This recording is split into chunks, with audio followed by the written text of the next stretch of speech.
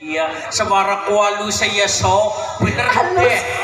Mulane rombongane Bu Sumini. Ya kan anak karsone nek sinur ora mangkat kaya jengkel bae rebawane. Kenano bojo nang panggung ya kayak gue. Dadi kayak bojo. Ning bojo nang panggung. Ning bojo nang panggung. Nek nang omah ya dewek-dewek ya Om. Ya sengsara ya so. Bojo-bojo nang panggung ora bisa ngapa-ngapa. Kan bisa nyawang Mas. Nggih. Monggo.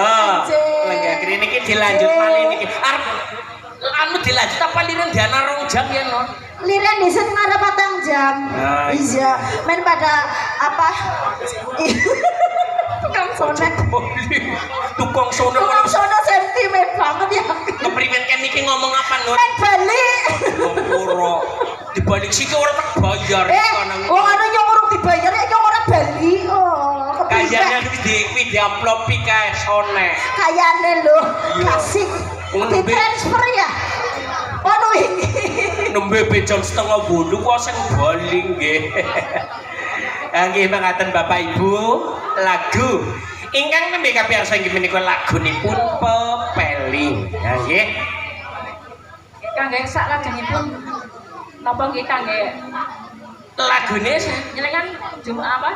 Menjasa lenggah kering. Jangan temen iki gobrak-gabrak kaya iku. Nggih, jangan iya. Kek arep kon remeng-remeng sing mandang Oh, neslau. Nggih. Kebeneran niku malah sing diarep-arep nggih. Niki ajeng rengeng-rengeng nggih. Jarane kok ayo kon. Oh, jineman badhe jineman nggih. Nggih badhe nika ayak Tegal Rin. Oh, nggih monggo. Nggih. Kula lenggah kering niki nggih Bu nggih. Ya di ngasut diana rong jam. Nggih. Anu napa butuh banyu napa mboten ya? Jane nggih butuh nggih. Anu Bu, sediakan kali ember nggih. Oh lho. Dumeh nyong gede Bu niki Bu. Kon nginum kali ember niki jono. Biasane kan Ora apa-apa nek ember akeh kena didol nggih. Monggo dipun laras. Endingipun inggih menika selawat dipun lajengaken ayat Tegal. Sumangga sugeng midhangetaken.